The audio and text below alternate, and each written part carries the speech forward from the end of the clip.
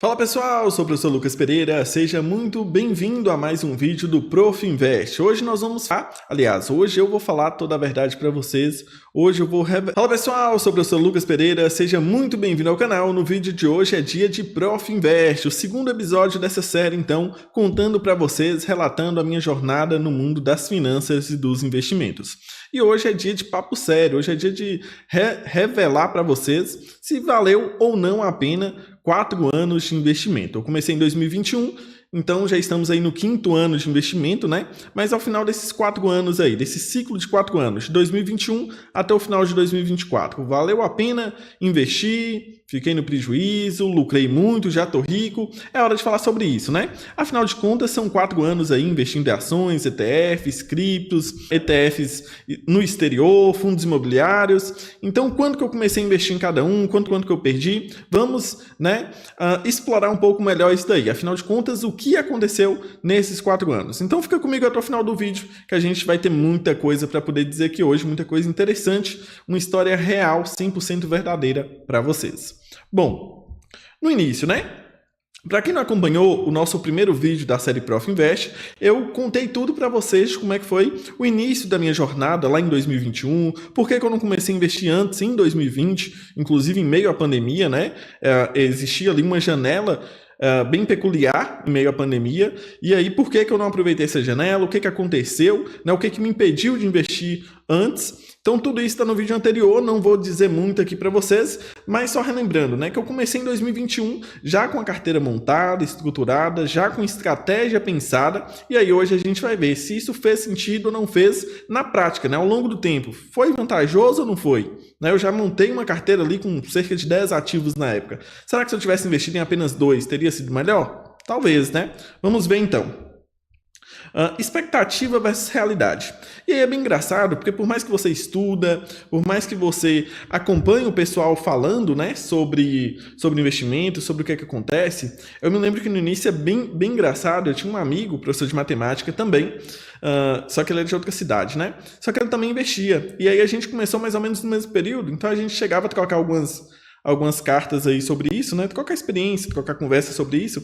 E é muito engraçado como que no começo você fica vidrado ali e entrar todo dia, ver se o ativo que você comprou subiu, perdeu. Você nem tem mais dinheiro para poder investir naquele mês, mas você quer ver como que está a valorização do ativo, tu não está valorizando, né? Isso é bem curioso, mas com o tempo a gente vai desapegando disso, né? Porque aqui a gente está trabalhando no longo prazo, e também é muito importante frisar isso para vocês. Ninguém aqui está falando sobre começar a investir hoje e ganhar dinheiro amanhã, né? A gente está pensando no longo prazo, em construir uma carteira, em construir um rendimento passivo que seja suficiente para a gente poder viver, né? Mas isso vai acontecer ao longo do tempo, até porque um dos principais fatores do investimento, que é ali a formulazinha dos juros compostos, o tempo é crucial. Por isso é tão importante começar o quanto antes, né? Tá aí um dos arrependimentos que eu tenho.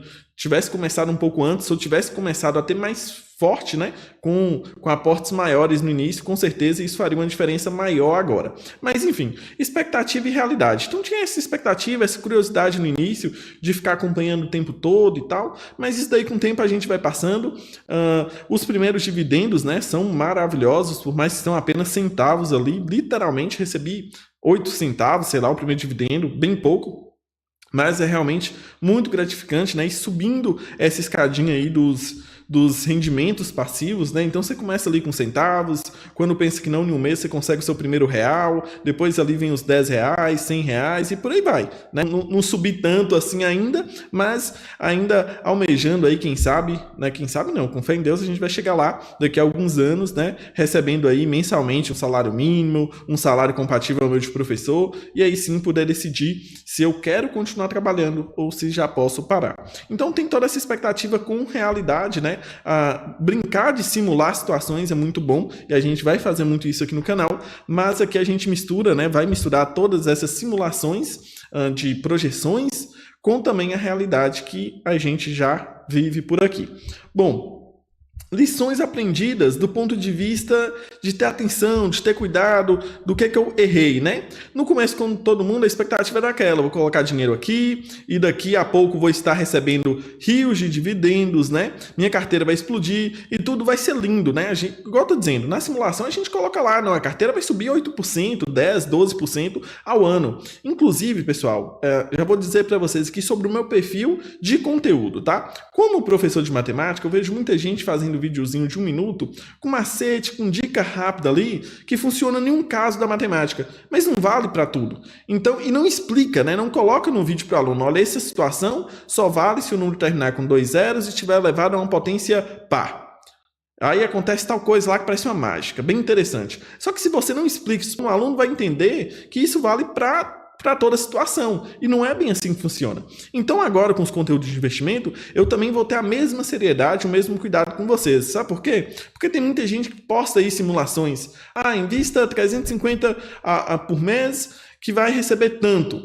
Vai chegar em tal valor em 5, 10, 15, 20 anos. Mas aí ele está considerando a rentabilidade de 20% ao ano. Quem consegue 20% ao ano?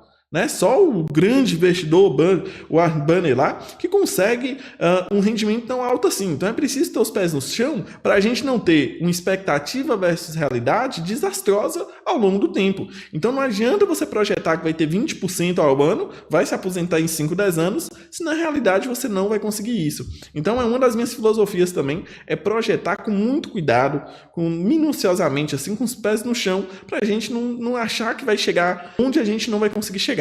Ou no tempo que a gente quer chegar, certo? Então, enquanto educador agora financeiro também, eu quero ter esse cuidado com vocês.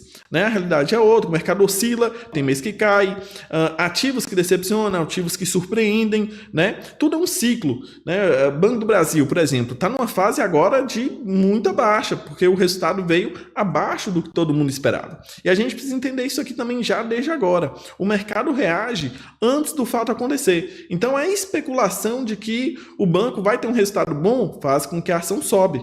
Mas aí quando sai o resultado e o resultado realmente foi bom, a ação já subiu, ela não vai subir mais.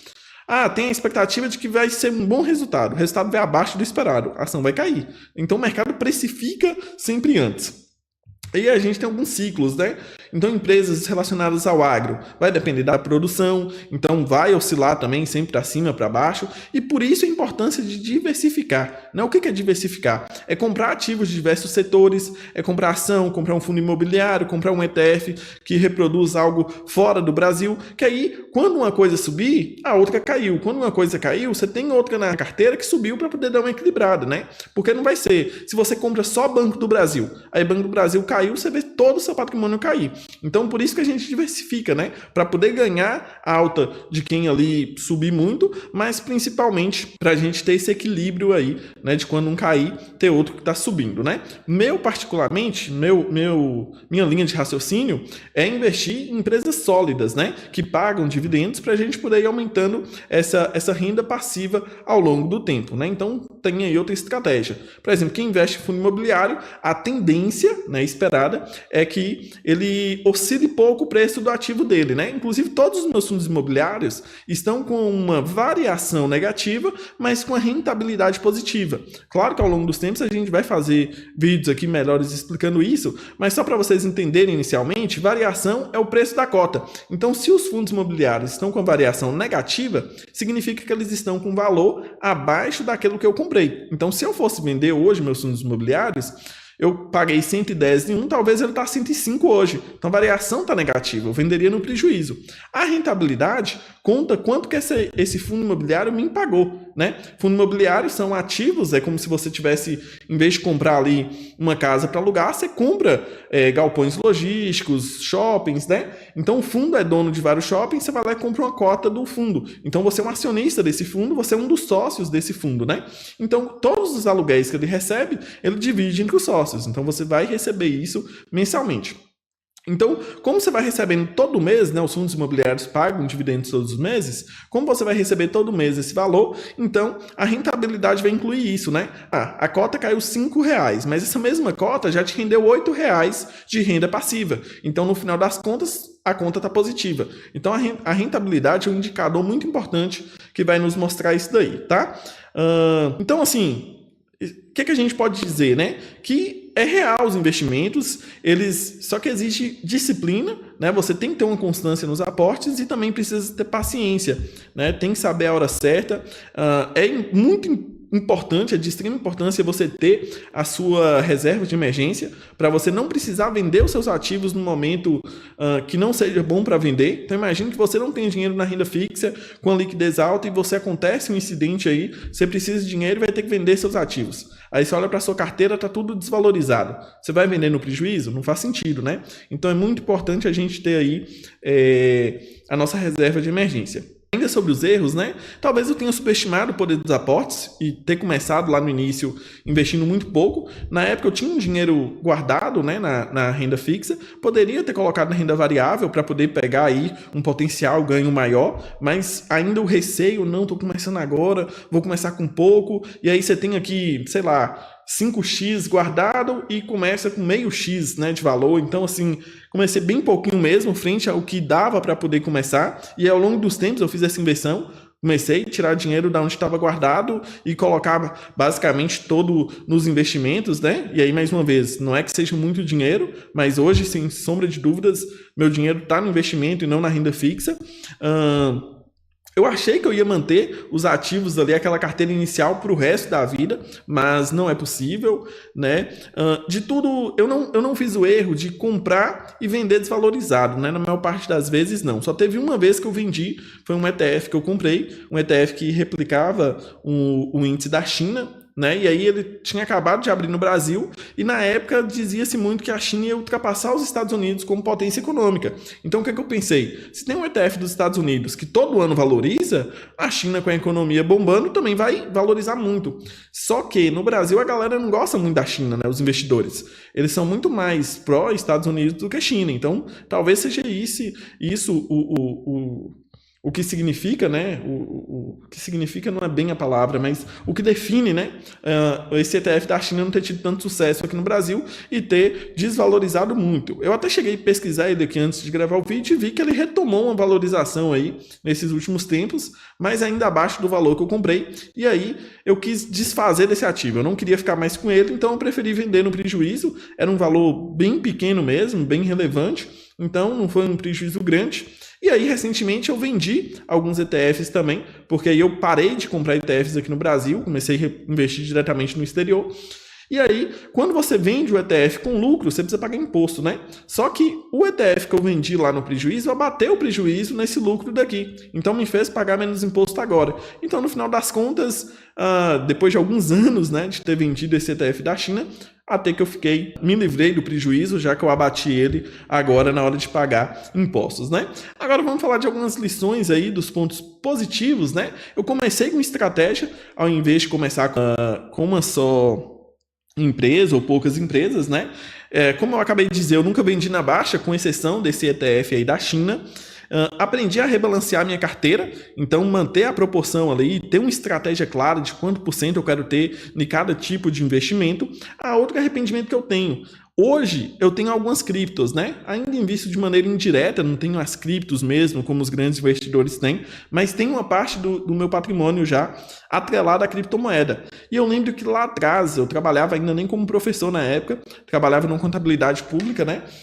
Dentro da prefeitura, e aí meu colega de trabalho na época comprou Bitcoin, e eu poderia ter comprado na época. Aí era um dinheiro que, por mais que seja pouco eu tivesse colocado, o tamanho, a valorização que teve o Bitcoin de 2020 para cá, ali é um grande arrependimento. Se eu tivesse sido audacioso, então, de na época ter colocado, sei lá, metade de um salário de um mês aí lá, nossa, agora teria valorizado muito e com certeza, para quem tem pouco investido, né, essa valorização, agora investido em outros ativos aí, com certeza teria feito minha carteira ser um pouco maior agora, viu? Então teve esse fator também. Mas bom, foquei no que controlo, né, meus aportes, meu conhecimento e o tempo no mercado. Então vamos deixar o tempo ir construindo aí. Hoje os valores de dividendos já ajudam, né, nos aportes mensais, então começa assim ali um pouco da bola de neve, né? Os aportes já dando para comprar algumas ações, isso é bem importante. Bom, sobre minha carteira atual, o nosso próximo vídeo vai ser o vídeo sobre toda a minha estratégia. Então, no próximo vídeo vai ser um vídeo muito importante. Vocês vão ter acesso a toda a minha estratégia, por que eu invisto em quê, qual percentual em cada coisa, né? Mas, depois de 4 anos, eu vou adiantar para vocês que hoje eu tenho ações brasileiras, fundos imobiliários, ETFs internacionais e as criptomoedas, tá? Sendo as ações brasileiras a maior parte da minha carteira. Depois, os fundos imobiliários, que estão bem desbalanceados, na verdade. A minha meta é ter abaixo do valor que eu tenho hoje. E agora eu tô até meio assim, né? Porque fundo imobiliário está desvalorizado, então tá numa grande oportunidade, mas eles já estão bem acima da meta que eu tenho de ter. Então, talvez não faça tanto sentido comprar agora, por mais que seja uma oportunidade, por conta de já estar acima na minha carteira. A não ser que eu compre agora, né? Pensando aí que depois, quando começarem a valorizar e subir, aí eu vou ficar um bom tempo sem comprar. E aí, comprando agora, né, barato, a gente ainda vai ter um retorno aí dos dividendos, né? Do valor gerado mensalmente.